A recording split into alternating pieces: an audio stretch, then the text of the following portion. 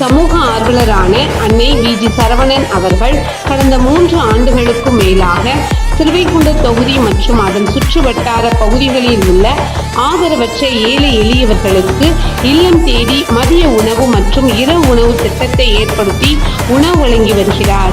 இந்நிலையில் தமிழக வெற்றி கழகத்தின் ஐம்பெரும் கொள்கை தலைவர்களில் ஒருவரான சமூக ஆர்வலர் அஞ்சலை அம்மாளை கொள்கை தலைவராக அறிவித்ததன் ஏற்பால் தமிழக வெற்றி கழகத்துடன் இணைந்து தமிழக வெற்றி கழக தலைவர் தளபதி திரு விஜய் அவர்களின் ஆசையுடன் கழக பொதுச் செயலாளர் அண்ணன் புசி என் ஆனந்த் அவர்களின் வழிகாட்டுதலின்படியும் 1000வது நாள் மதிய உணவு மற்றும் இரவு உணவு திட்டத்தை தமிழக வெற்றி கழகத்துடன் இணைந்து வழங்கி வருகிறார்.